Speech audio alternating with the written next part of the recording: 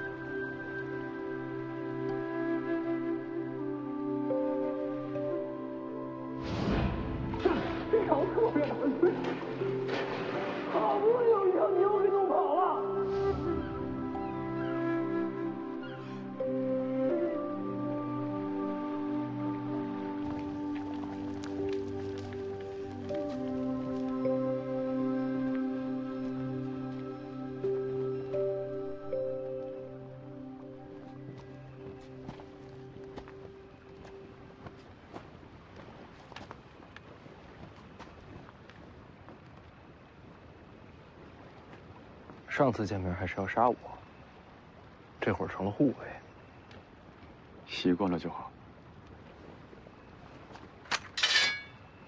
我记得上次不是这把剑，此剑名为赤匣，是上主国给我的。你是读书人，读书人也会用剑，读书人心性难测，说不准哪天你还会拿剑刺我。只有你活着，上主国才会给我林家最后一条生路。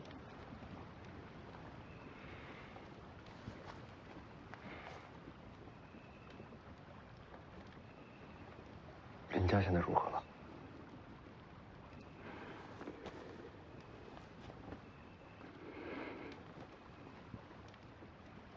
已经被靖安王抄家。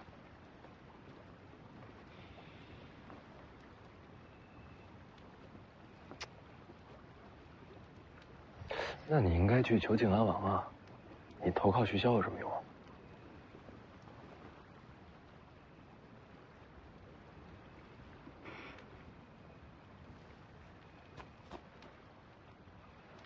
你根本不知道你爹有多可怕。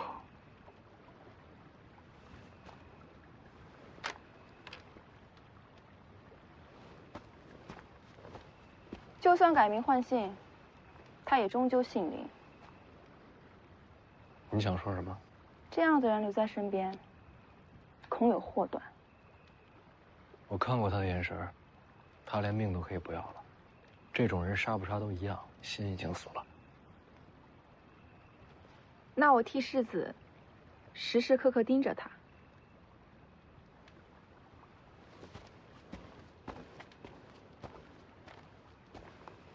世子，怎么不进去？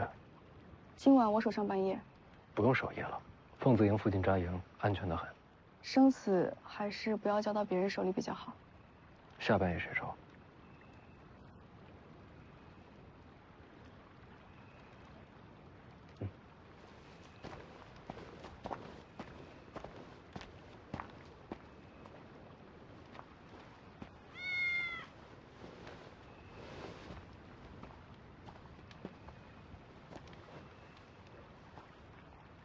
我们已经出灵州了。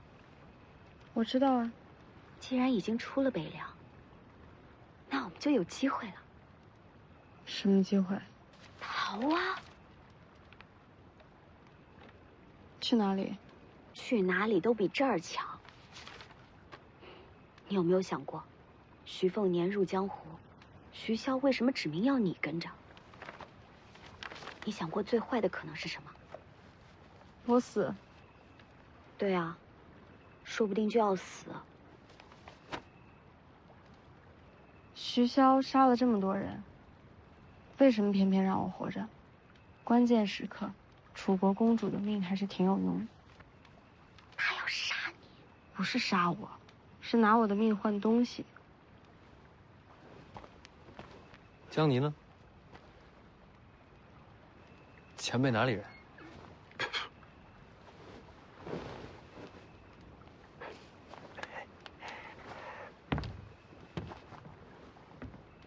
你总得有个准备啊！我这不是在读书呢吗？读书能有什么用？武功你还能现学啊？读书收钱，我这一本读下来能收7贯。都什么时候了，你还想着赚钱？你也知道，楚国丧葬习俗繁琐，这死一次好费钱的。我就一直在想，我无亲无故，亡国亡家。等我死了，这要是连葬礼都办不全，是不是太可怜了？你赚钱是为了给自己下葬。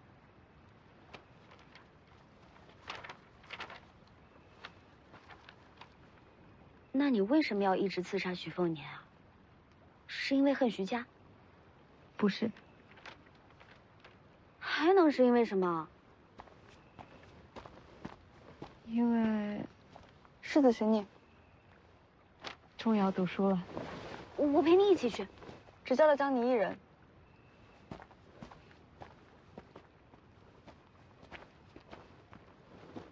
我钱盒子放帐篷了。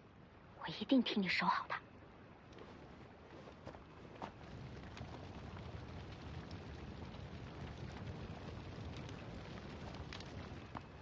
读书吗？没错。不是这本，去车上那些。可我都读了好几天了。没读给我听就不算钱，还是一字一文，读完就给。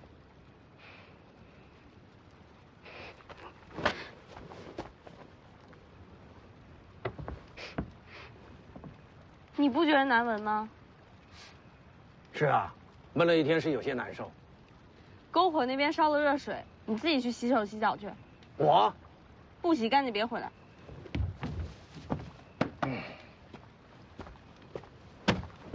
读哪本？就先读这本《千剑草纲》吧。见者凶兵之首，生而未杀，万世之初，天炉坠金，古先得之，炼而为钢，遂成剑矢。此为聚水火之奇，用阴阳之候，取刚柔之和，以力分山色，天地为之商。剑以刺激身形为数，所谓梨花舞袖，飞空白雪，日月跳丸，回马思乡，皆为奇术之用，术可轻传，为道难言。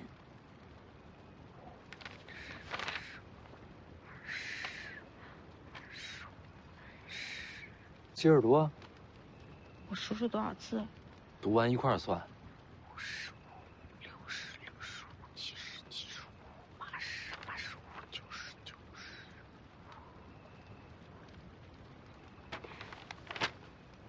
90。100字100文。明明是97个字，多出3个哪儿来的？不就多3个字嘛？你怎么这么小气钱是我出。 ？97就97。我继续读了。剑道守微秩虚，其意幽深。道有门户，亦有阴阳。正心修气，与神俱往。呼吸内实，法尽不僵。都是屁话。这书啊，误人子弟，满纸荒唐。前辈知道这书？千剑草纲嘛。杜思聪在写这本书的时候啊，是想抛开剑招技巧，专求剑道剑艺。可惜终究水准不足，反而有失偏颇。写书的时候我就训斥过他，可惜他还是走错了路。写《千剑草纲》的杜思聪，被您训斥过。他来求教于我，在雪地里面站了3天3夜，我才勉为其难的点拨了他3句。你就吹吧，人家这本《千剑草纲》可是被黎阳朝纳入武库的，你有本事自己也写一本啊！老夫一向独来独往，心中万千气象，不屑付诸笔端。还吹，没完没了了。我继续读了。前辈都这么说了，换这本《杀精剑诀》试试。杀精剑诀。入海千里，有声巨兽，乘潮而行，其声如雷，养无畏锋刃之心，纵万顷波涛，一剑斩之。想法虽好，但剑诀不行啊，撑不起这场面。这本啊，还比不过刚才那本。好，那再换一本。这个，《绿水亭甲子习剑录》，王重楼给的剑术小册子。这本是求剑术招式的，你大黄庭都没稳住，练这个有啥用啊？太玄感应篇，有物混成，先天地生，唯相无形。内功真解是武当的框架，想把大黄庭变成自己的真气，就得靠自己去解。有道理，那不念了。那再换一本。今天算了。我才念几个字儿啊？我算一下，195个字儿，195文钱。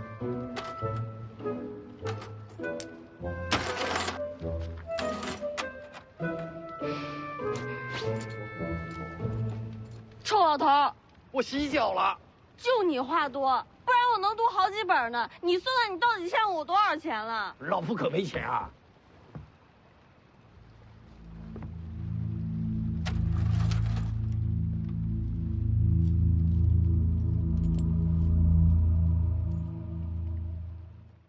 只要我们北凉的这杆军旗不倒，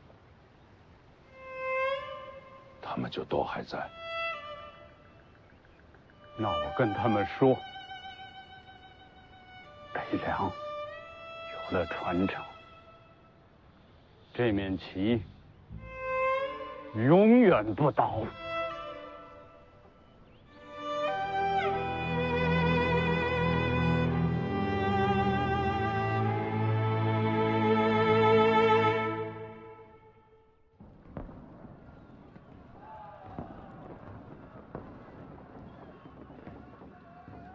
守岁还在读书啊？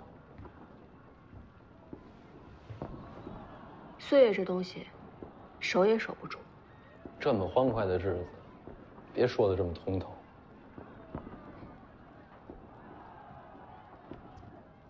魏爷爷呢2楼睡觉。睡了好，咱俩喝。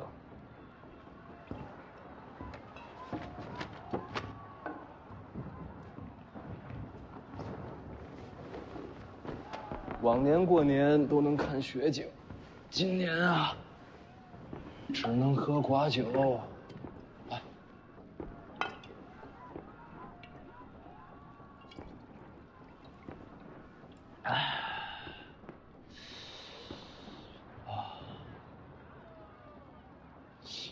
北莽怎么过年啊？有人的地方，都差不多。一样的人，一样的年，偏偏要打你死我活的仗。唉，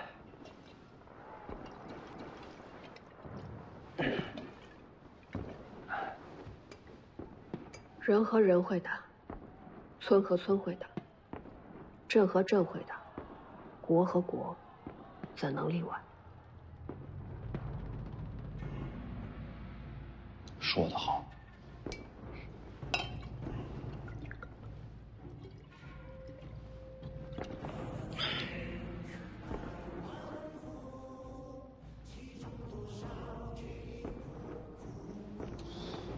听，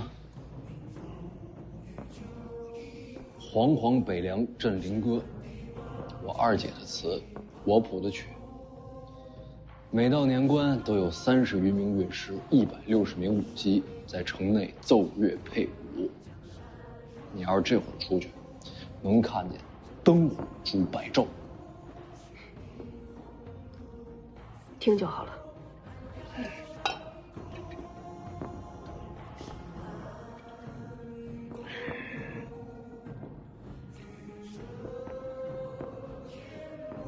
词好，曲一般。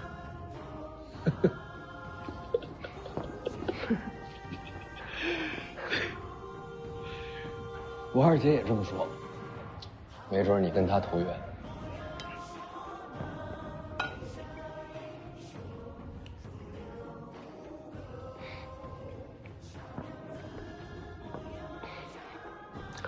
听说又要出行？是啊，去武帝城。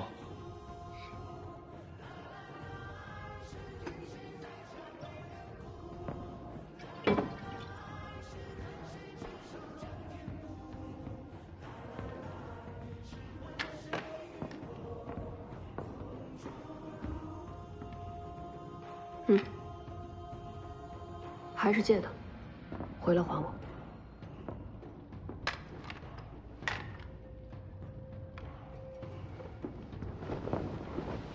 2把都给我。行，酒没白喝。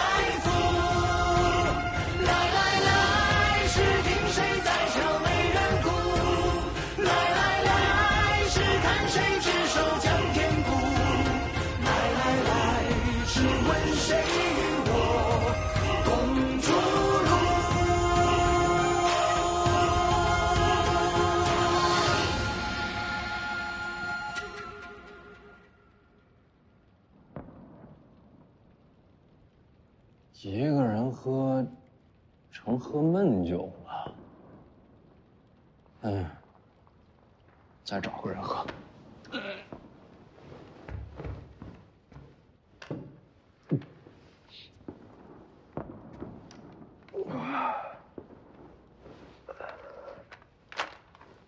谢谢啊。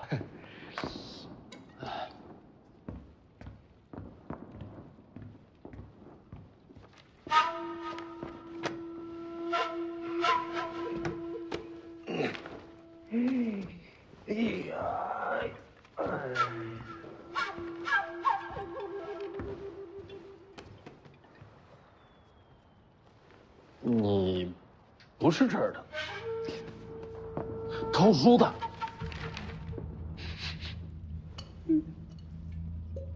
喝酒吗？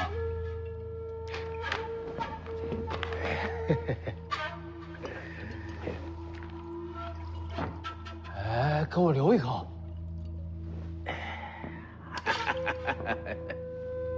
还真就1口。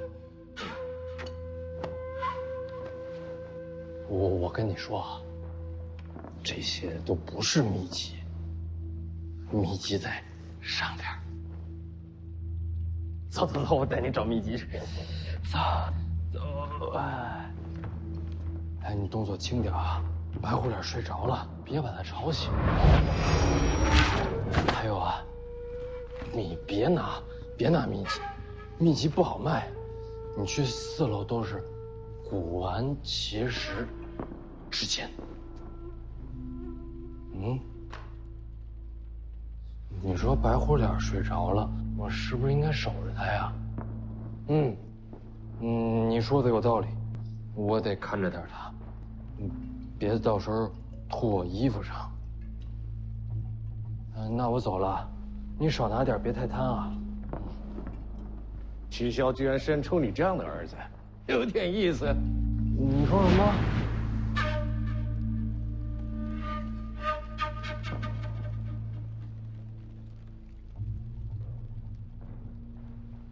喂。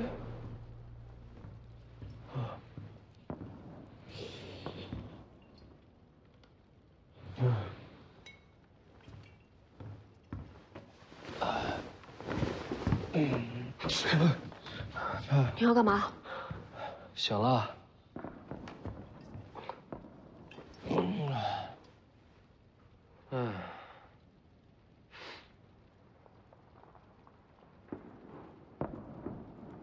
你要是醒了，我回去了。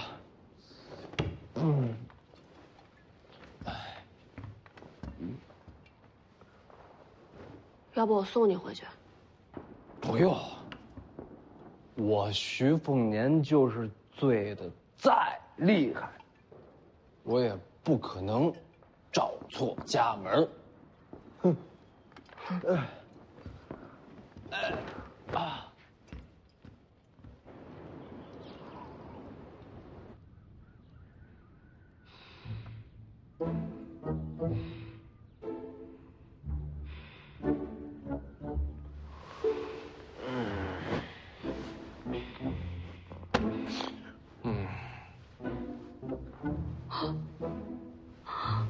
徐凤年。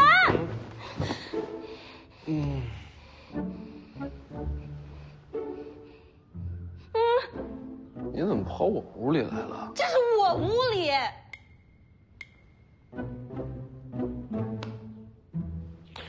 没事，我就是昨天晚上喝多了，走错路了。你别担心，我跟大家解释清楚。什么都别说。啊！千万别说。我告诉大家是我。走了。那你喊这么大声，外边都听见了。不要解释啊！你快点走。穿个鞋。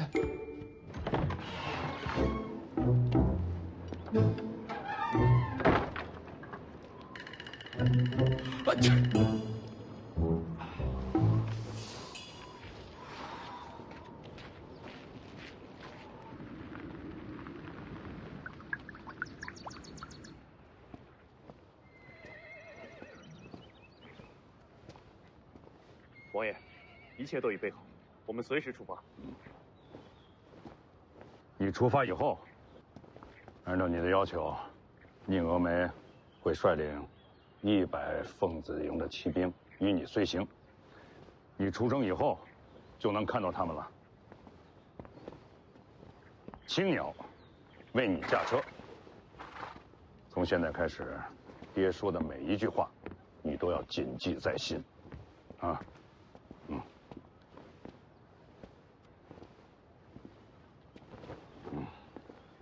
王爷，世子。魏舒阳。王爷，魏舒阳，博学多才，尤其是在武学上的造诣非常了得。以后啊，你要多仰仗他。魏爷辛苦了。世子不辛苦。他叫舒修啊，你是见过的。他呀，熟知江湖上的各种门道，如遇什么特殊情况，你可问他。什么都可以问哦。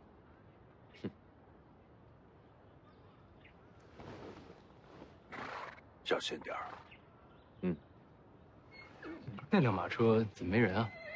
一会儿车夫就来。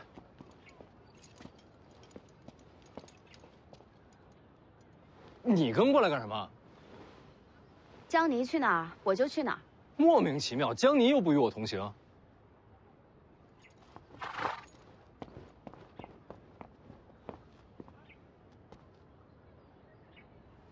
你是？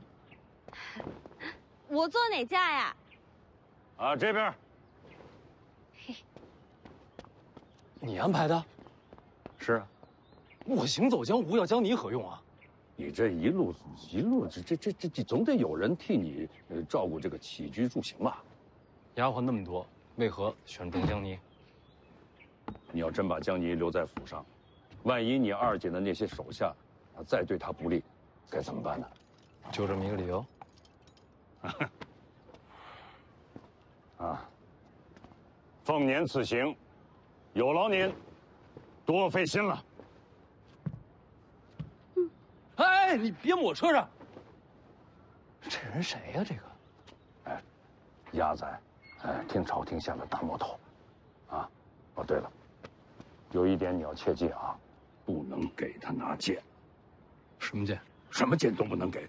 木剑呢？木剑也不行，好歹给个名号吧。你的另一位车夫来了，巨剑吕钱塘。见你个鬼的吕钱塘！你不就是那个刺杀我的林探花吗？在下吕钱塘见过世子。你声音都没变啊，你还骗我？在下吕钱塘见过世子。这是哪一出啊？你此行的第一站就是青州，青州林家已经被靖安党逼上绝路，有他陪同你去，有利无害。所以你是逼他低头了？他想救林家，必须得低头。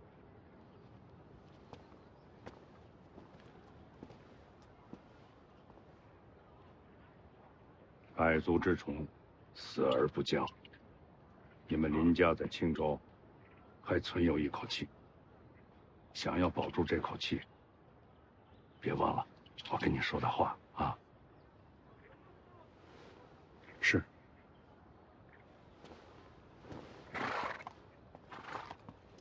到底安排了多少？你放心吧，有那老家伙在啊，就算翻天覆地，也一定能保你周全。这老头到底是谁啊？只要他愿意，自会跟你透露。你走后，我会去往京城。爹在朝堂，你在江回，只有我们父子俩联手，才能保住世系罔替的北凉传承。啊，一路上小心。走吧。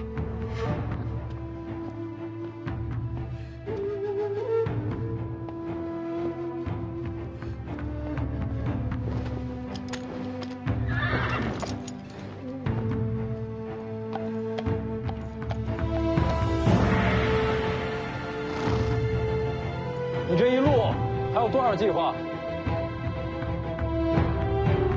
踏路而行，自有前程。出发。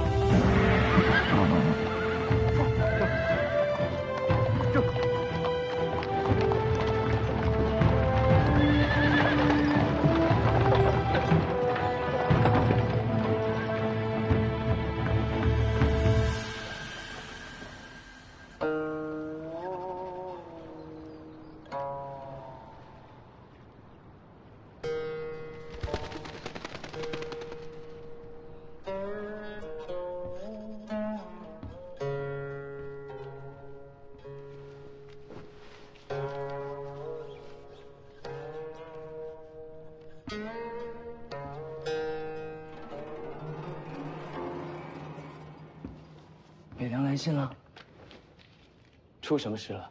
与你无关。不能这么说，将来你我会是一家人，你的事就是我的事。红螭，古剑在你手里。滚！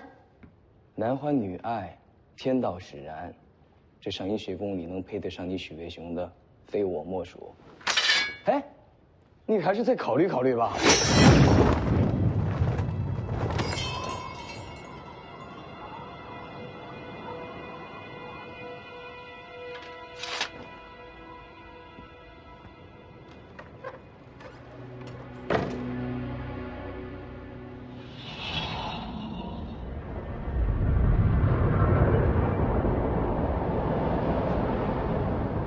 您怎么亲自来了？徐凤年要出北凉。哦，他不是刚游历3年了吗？这次不是暗中行事，有迹可循。胆子真不小。话说回来，他出北凉跟我有什么关系啊？杀了他。朝廷有旨意。没有。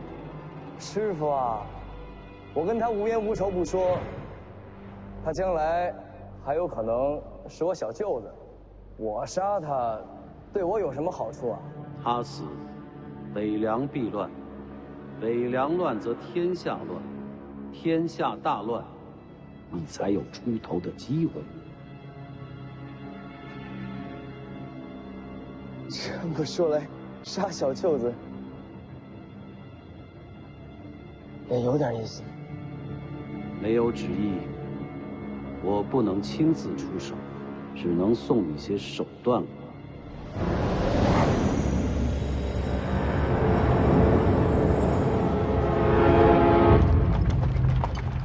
凤子营100名骑兵，就在前方后面。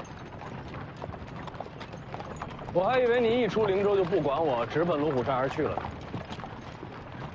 军令已下，凤子营送你东行。军令让你送我，你就送我？当然，军令如山。你不是要接黄蛮儿回来吗？军令上可没这条。到了龙虎山，我会自行离队，以个人身份救回小王爷。凤子营骑兵在前方官道等候。不在官道边，在林间等候。为何？无军令时，避免惊扰百姓。这都不懂吗？那就麻烦宁将军，去把人带来吧。走。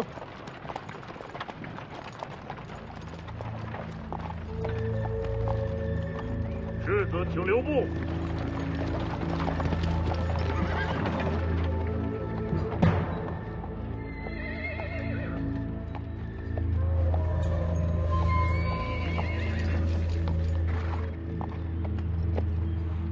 重甲铁浮屠，你是典雄处。请世子稍等片刻，我家将军要亲自送行。我记得你是陈之豹麾下，请世子安心等候。我若是不愿意等呢？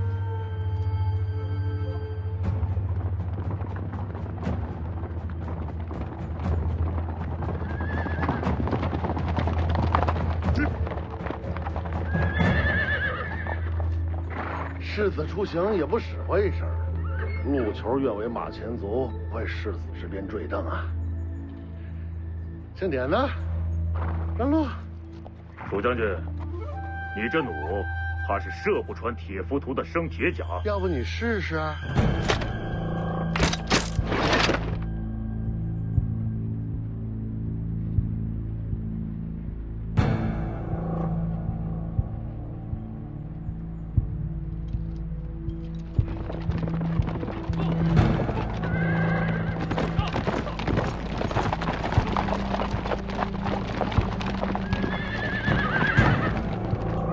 出行，铁浮屠让路。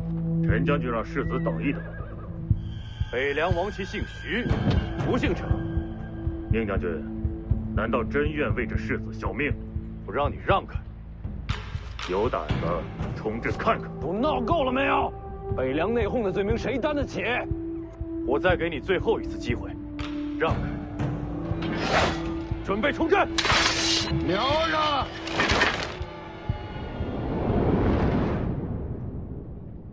你不是要保护徐丰年吗？等他快死了，我自然会出手。外面百战精兵，你一个人能挡多少啊？千军万马，不过就是插标卖首嘛。大话谁不会说呀？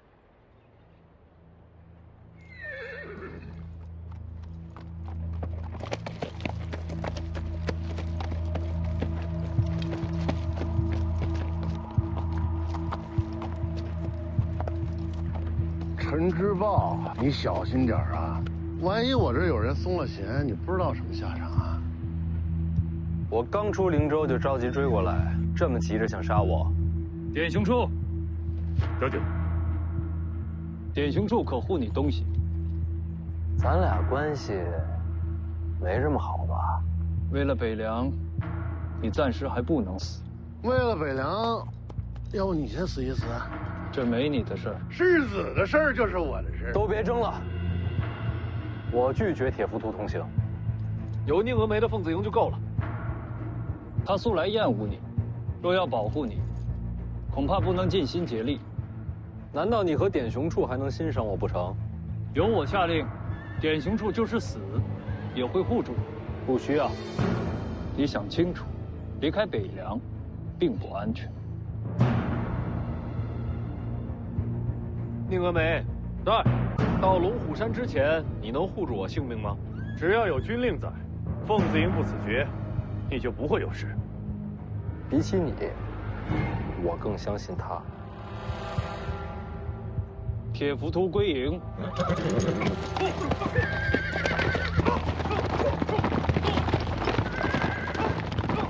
重骑退了。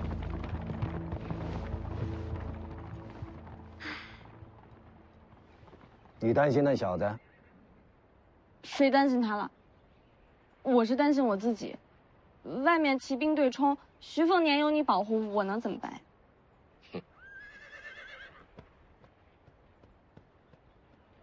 我已经决定接手北凉了。你不够资格。这次出行就是给自己争一个世袭罔替。这些都不重要，要接北凉，必须3点：一，心狠；二，多谋；三，人脉。这3点，你都不够。你这话说的跟徐骁差不多呀，能不能有点新意？对。你呢？这3点你都做到了吗？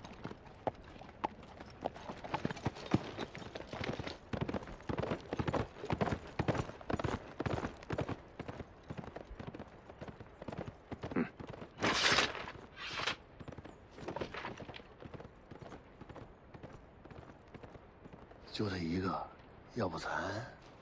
我倒是挺看好他的。这家伙是有点本事，所以他才留不得呀。别胡闹。世子，可不该把世袭罔替的事给说出来。这种事儿瞒不住人的，提前说出来，对北凉也好，京城也好，都让他们提前做个准备。你回吧。陆球要护着世子出北凉呢。徐骁马上进京，到时候你护着他。真的？就这么说定了。晓得明白，世子一路小心。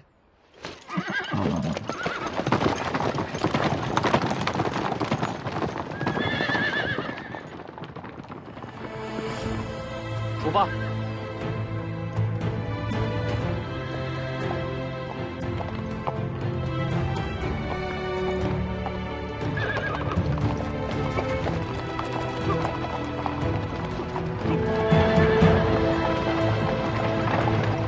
宁峨眉和他的凤字营呢？跟在后边1里之外。可离你那么远，怎么保护你啊？这不是有前辈吗？姓徐的小子心机深呐，他调开凤子营就是盼着有杀手出现。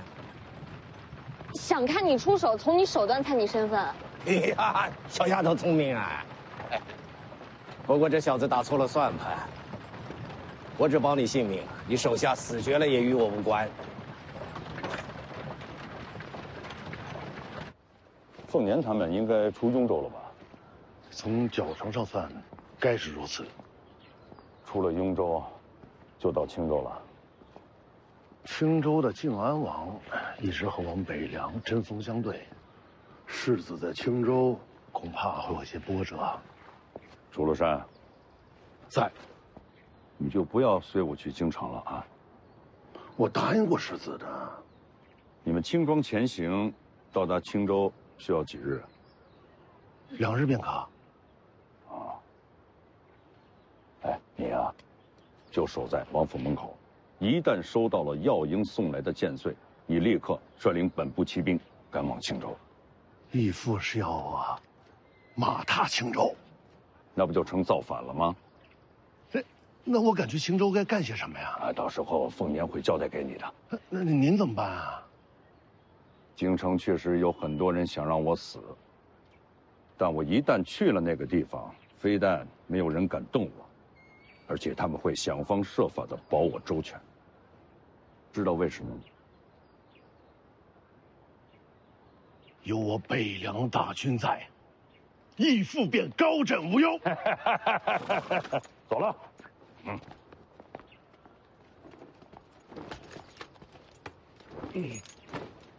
义父，北凉军权交于谁手啊？镇守北凉，非陈之豹莫属。走。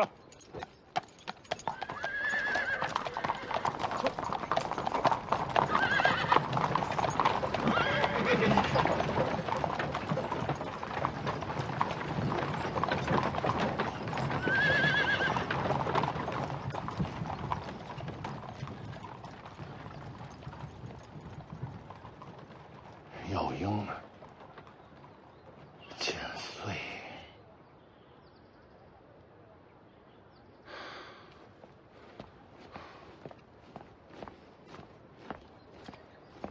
把床给我搬过来，老子就要在这儿等剑碎。老子跟你们说话了，搬床去。是，快去。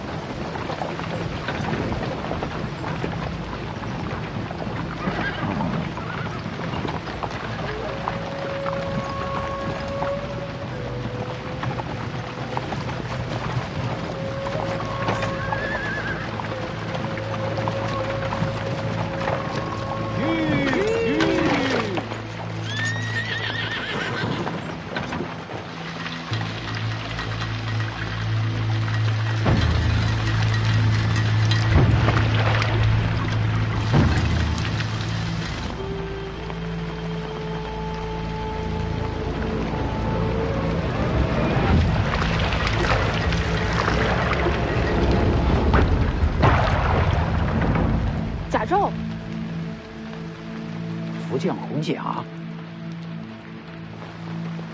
魏爷爷知道这东西来历。我和世子一般年轻时，天下曾有4大宗师，其中之一便是这南国福将红甲。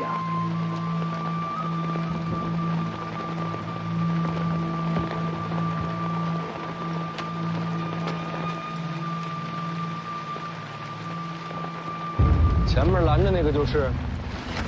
可这福将红甲人当年刺杀先皇，被人毛韩雕寺亲手剥了甲胄，这尸体和红甲都挂在旗上示众，这可做不了假。奇怪了，这红甲又是哪来的？会不会是福将红甲人的子女？不可能，天下红甲只有一副，如今该藏在皇城才对。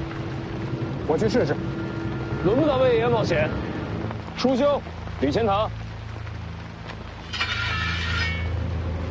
借马一用，随你用。枪！咱俩谁先谁后，出手也得分个主次吧。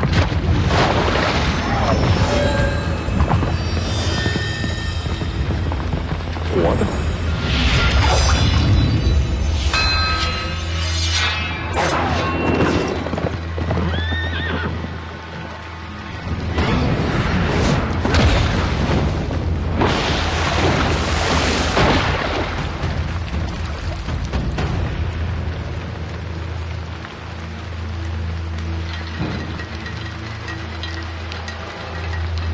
还好，不是4大宗师里的福将红甲。谁说不是？那这福将红甲应该更强才对啊！这红甲出自龙虎，是上古战甲。可是很少人知道，这红甲可以分成5具，对应5行：金木水火土。这是水甲，大雨倾盆，威力最甚。那2个打不过他的，叫他们让开，停手！回来！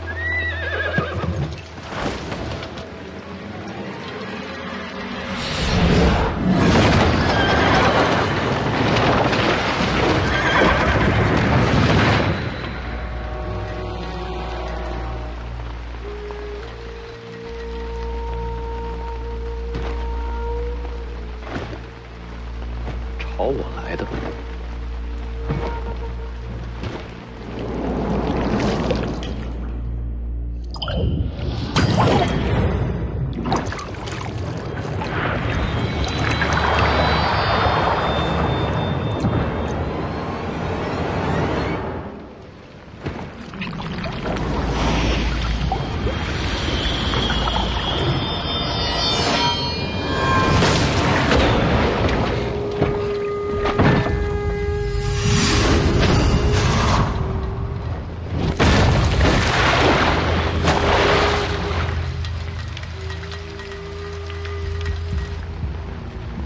这就完了？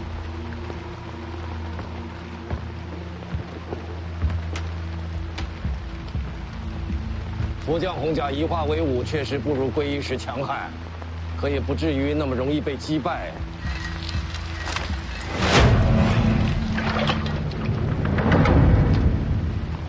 这都没死。孙身有死，这已经不算活人了。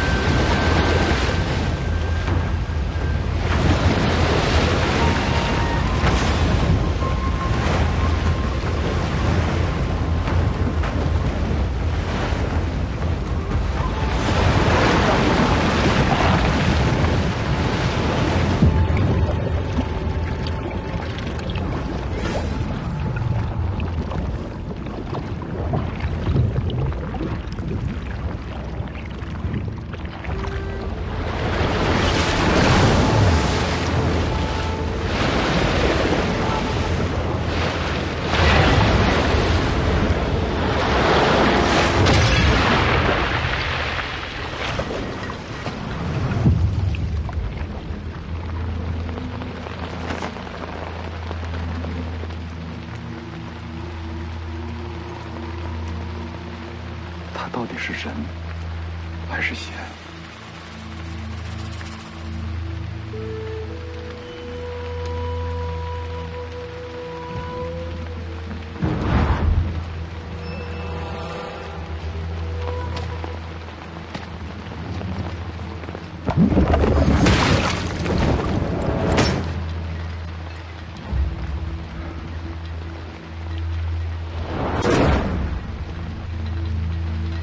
这的好强，我怕是对付不了。小舅子还真不好杀，硬杀没戏，再找机会吧。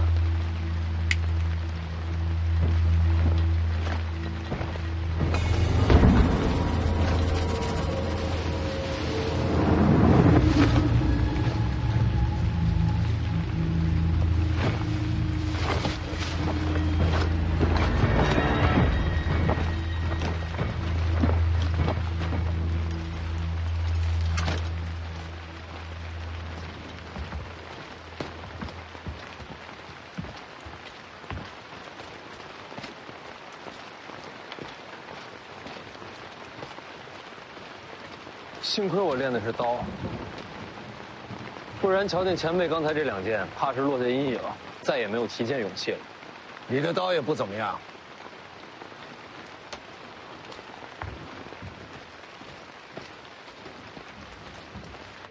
哎，呵呵，怎么样，小丫头？比不过白虎脸。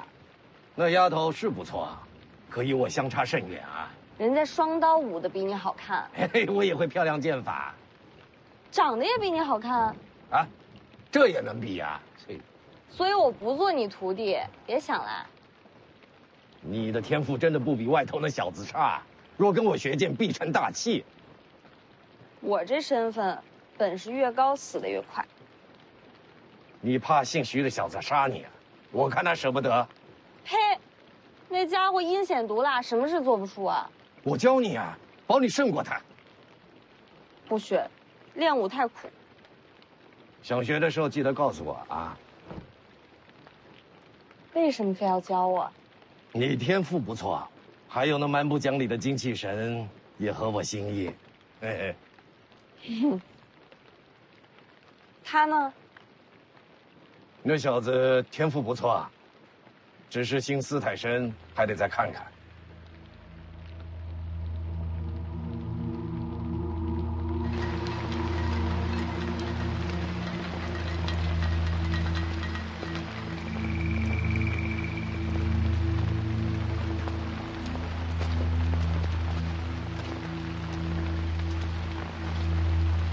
这两剑断了生机，可看上去还活着，怕是最后一口气了。兄弟，你到底是谁？为什么要杀我？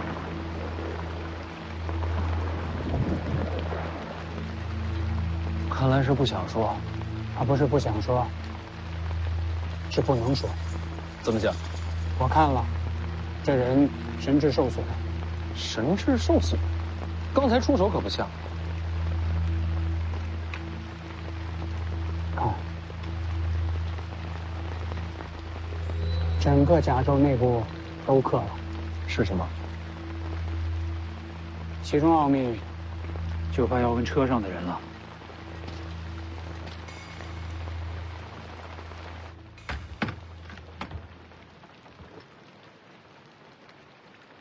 你看，这是什么呀？那红甲人身上的。这面刻的是什么？瞧着诡秘，这世上怕是没人知道底细了。小子心思不正啊，拐弯抹角来探底细。前辈知道。知道你就说呀。这是真气。真气。这符箓是用特殊材料刻下，作用是流通真气。真气在这些纹路中流通，不仅仅是流通，还能储存真气。最奇妙的就是，这符箓将真气传入这里，脑袋里。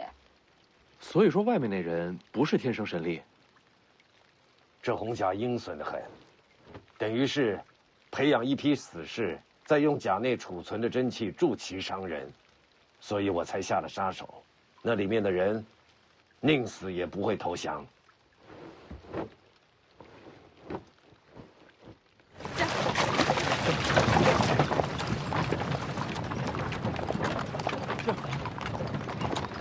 人埋了也就算了，怎么还把那套甲带走了？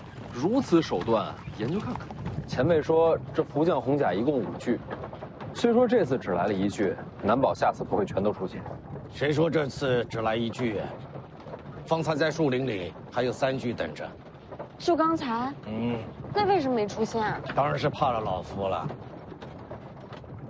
等等，这样加起来也不过4具，还有一个呢？我怎么知道啊？不好，宁峨眉。世子，世子，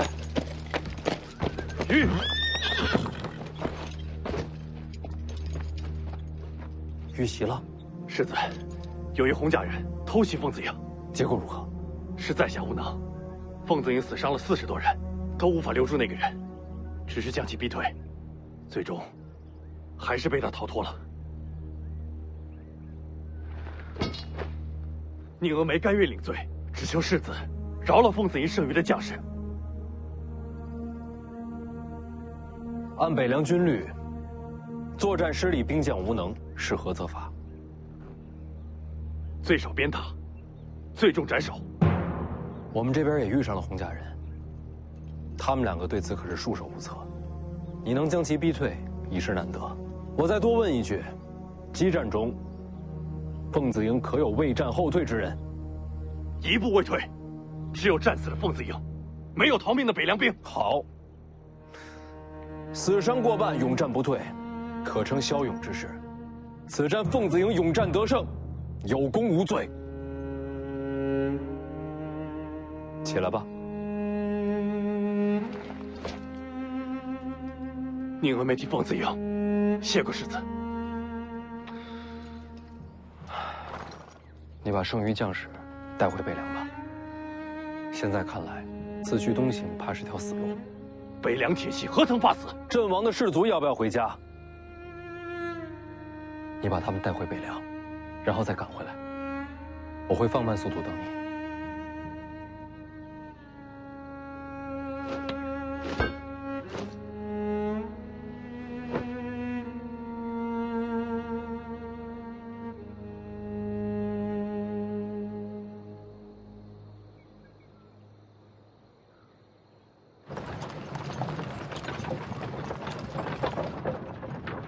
收买人心的手段不错，新兵的不好说，剩下的兵卒恐怕会为你战死。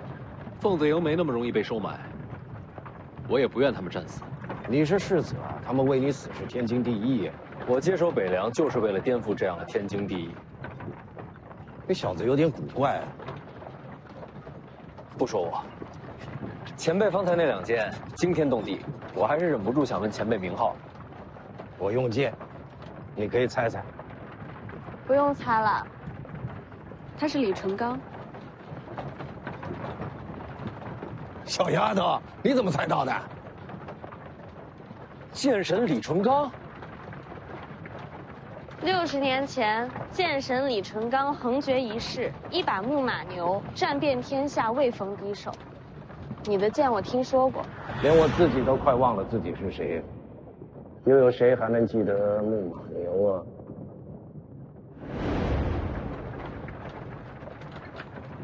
原来你当时听见了。60年，您今日几岁了？修真气的活得都比普通人长。 你小子一身大黄庭伽蓝，比我还能熬呢。那既然是上一代剑神，你的剑呢？江宁，不能问吗？没什么不能问。与王仙芝一战，我的木马牛被他双指折断了。王仙芝赢了，剑都断了，当然是他赢了。然后你要去挑战王仙芝？我就拿个剑匣，不一定非得挑战他。你知道徐丰年要去武帝城？ 知道，那你还去？你以为我躲在地下是因为败阵断剑怕了王仙芝吗？难道不是？打架打输了有什么可怕的？我躲着，只是因为我发现自己是个蠢货而已。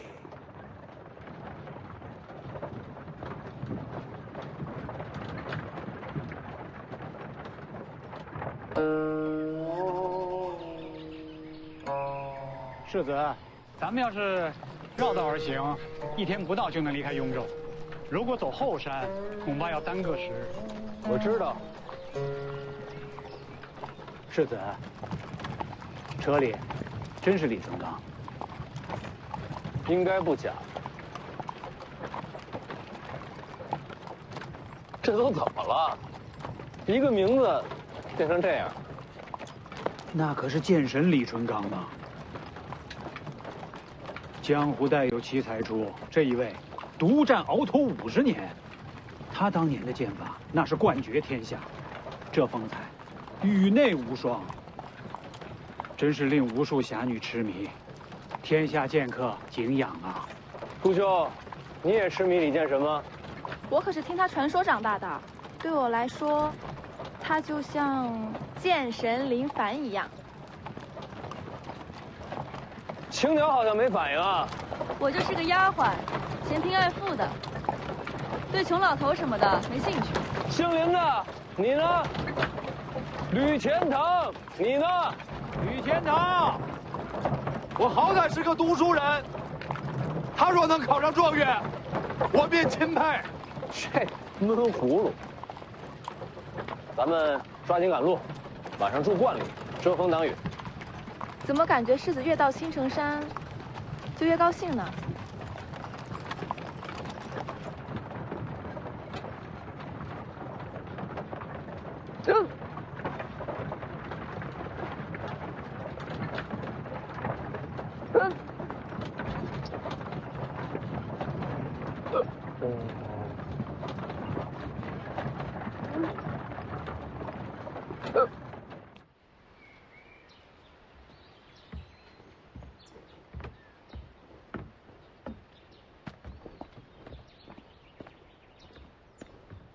你怎么知道这儿有个道观？我掐指能算。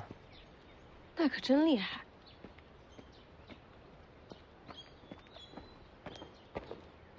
世子，这道观有些古怪。哪里古怪？后院的树都被人给伐了。哦，都用来烧火了。烧火了？当时找不到木柴，就把树都给砍了。啊，原来世子来过。3年前跟老黄住过这儿。你过得也不容易啊。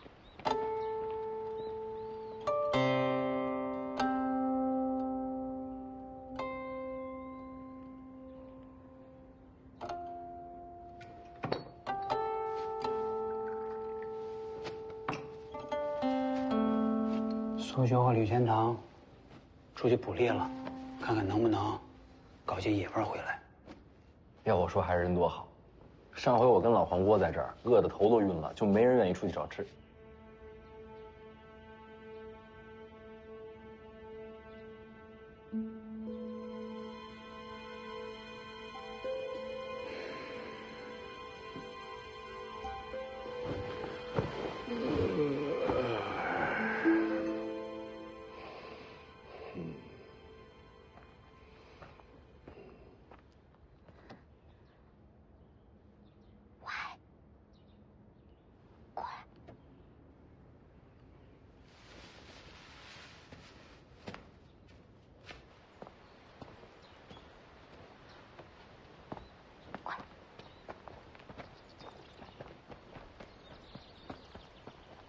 怎么？什么东西？砸人啊！凤子英不在，今晚就是最佳机会。那个吕钱塘之前不是读书人吗？看起来身手一般，我们就把他当做突破口。你倒是挺了解的。哎，你听到我说没有？就这么说定了。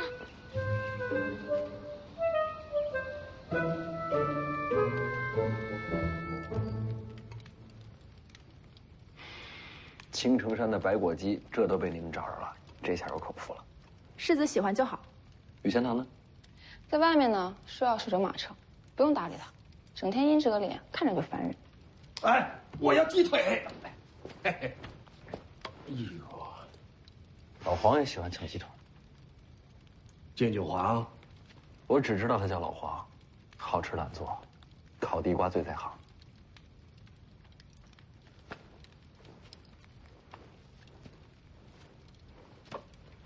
来啊，要吃自己拿。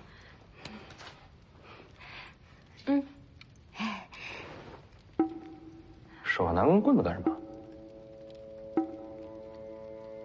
添把火。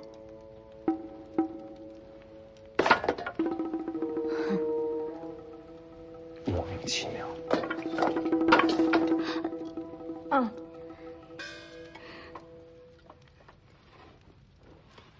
3年前，世子和老黄在这儿待了多久？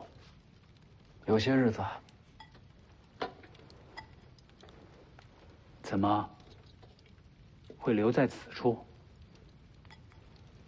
不是留下，是被山匪抓了。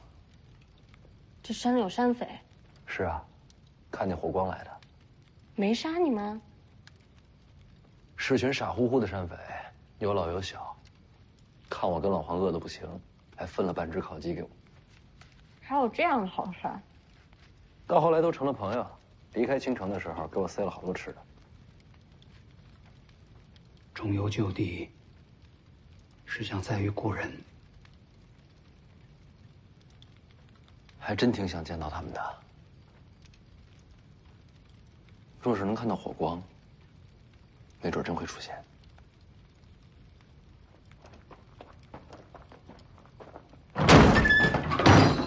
把这人交出来！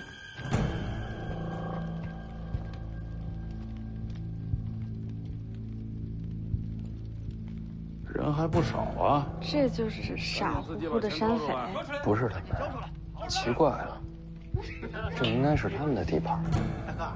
世子，我常在江湖行走，依我的经验看，占山为王的山匪被换了人，就2种情况。还敢聊天？拿我当假人呐？就是，赶紧把钱掏出来！快站这边，女的站在这边来。第一种被夺权赶走，那第2种呢？被新势力赶尽杀绝。我们一个也不浪费。小丫头还学着别人拿匕首。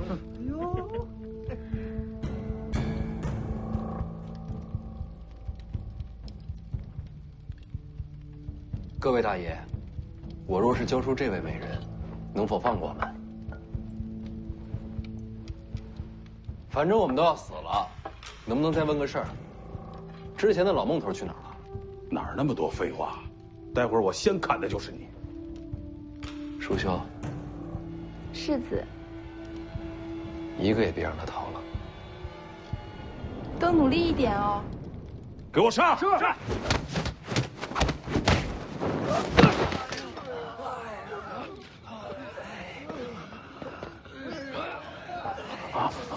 别张嘴走啊，进来聊。饶命！我有眼不识泰山，还望大爷饶命。来青城多久了？1个多月了。时间这么紧，没见自己的寨子吧？寨子是原来人留下的。你把他们杀了？没有。但是我知道他们惹祸了。惹祸？惹什么祸了？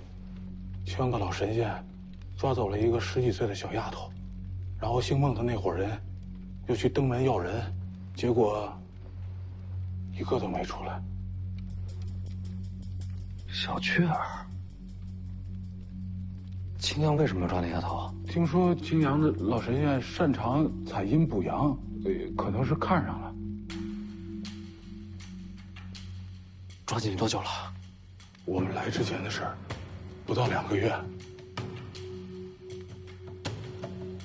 大爷，你还有什么要问的？我都说了。杀过多少人？没杀过，我们都是苦人，都是被逼无奈干这个的。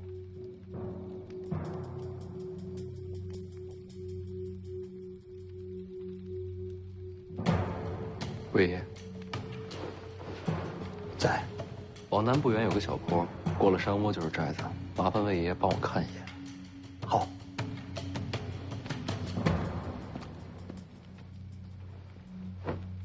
把人给我看好了。世子放心，一个都跑不了。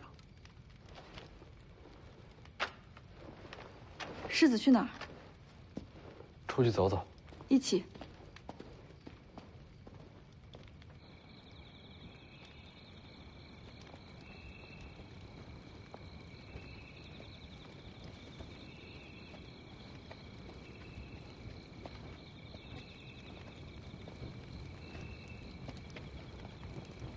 这儿便是阴阳亭，传说青城以此亭为界。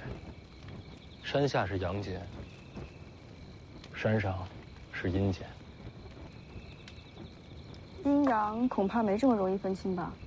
是啊，这世上本就是阴阳难分，人鬼莫辨。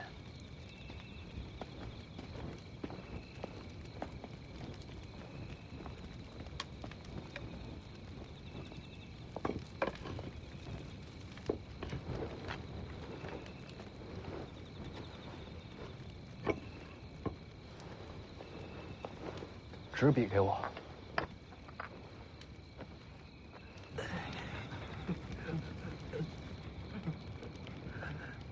别动。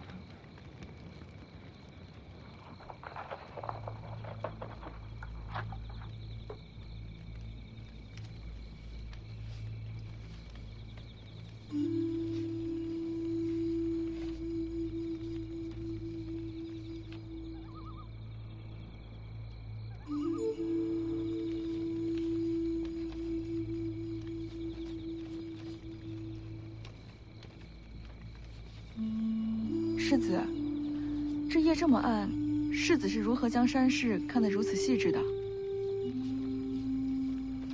这亭子以前来过，这景色是记下来的。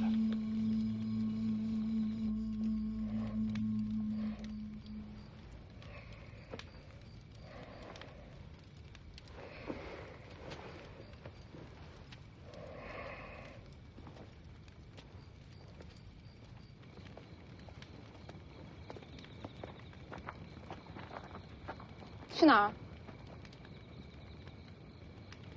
多喝了点水。我怕黑，得找个人陪着。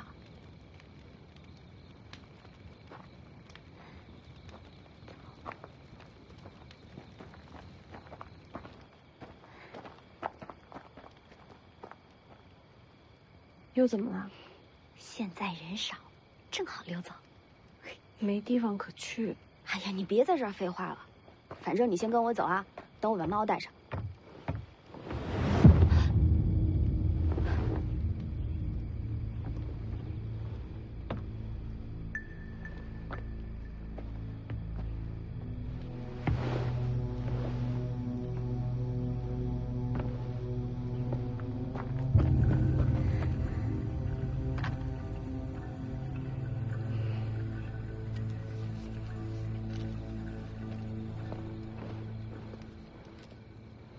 世子，您是怎么找过来的？哦，我看见火光，就过来看看。山寨那边怎么样？关了好些女子，都是抢来的，都已经家破人亡了。他们没想着报仇吗？想，可是怕。最后，都走了。那些匪徒是宋官吗？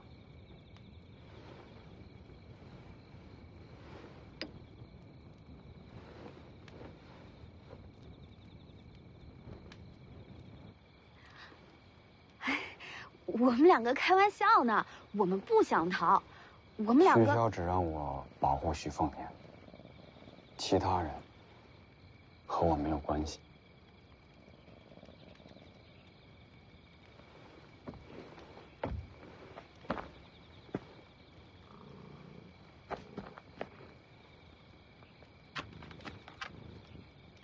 你们走吧，我不拦着。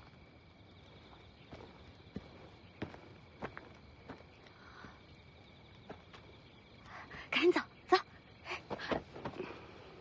不用了。北凉离这里不远，我若真跑了，一支信鸽就能把消息送回去。你总得试试吧。没机会，何必徒劳？哎，我。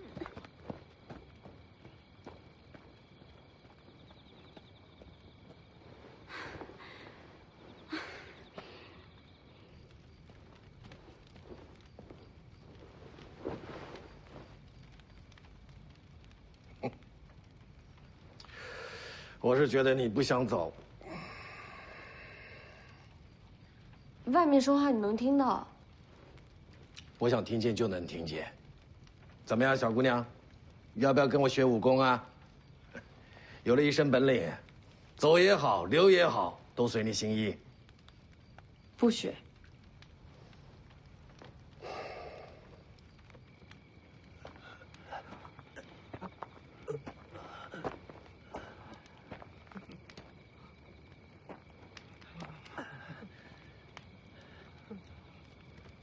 世子说了，被伤害的人害怕了，没关系，他们的仇，我们来报。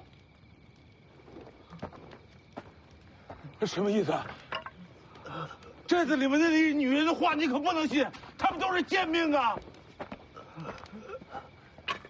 我们有很多金银财宝，都可以献给你们，只要你们放过我啊！八空。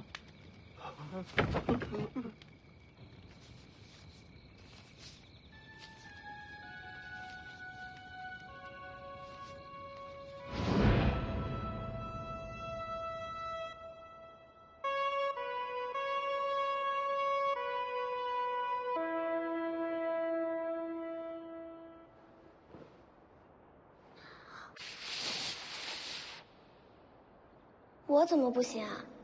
我教你啊。哎，徐哥哥，我就知道你会走的。等教会了你，我再走，好不好？那，你以后要回来看我。一定会来。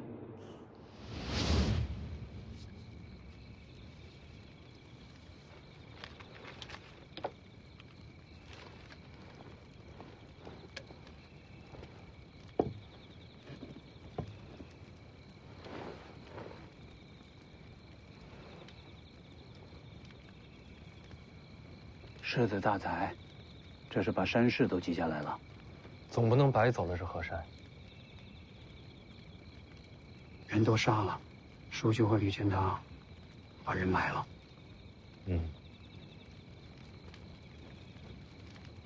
魏爷爷是有话想说。世子，为什么不把他们送去官府？我送去的人，官府未必会杀。跟北凉有仇的，朝廷都会保。当然，这些只是些山匪，无足轻重。但我就是怕万一啊，这么多条人命的仇，不想让他们有机会逃出生路。那些山匪也是罪有应得。不是所有的山匪都这样的。当年老孟头，别说杀人了，打劫的时候遇到苦命人，他还要自掏腰包。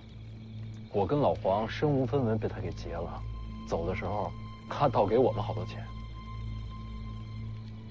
那也算义匪，根本就不能算是匪，只是活不下去的山民罢了。他们老弱妇孺都有，还有个小丫头，叫做小雀儿，天天缠着我，跟我学吹叶子，还老是偷老孟头的肉干给我。就是那个被抓去青阳派的小丫头。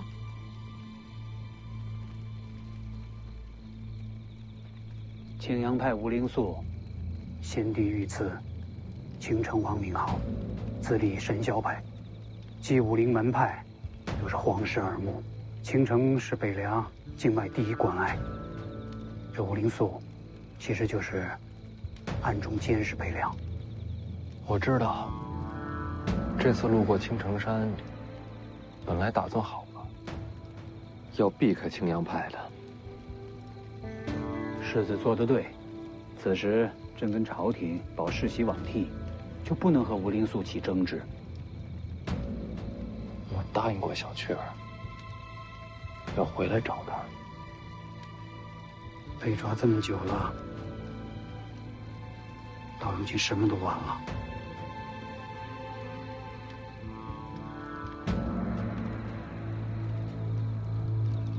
是啊，晚了，救不了了。收了吧。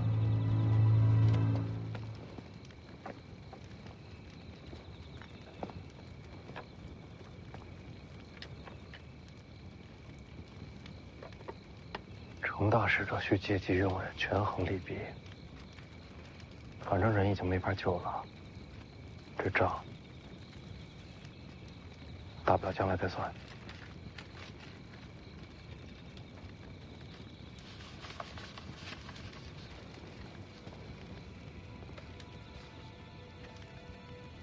可万一人还活着呢？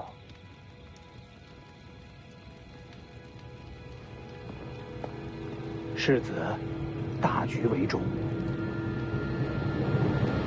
魏爷爷，我恐怕不是干大事的人，我要闯着青城山。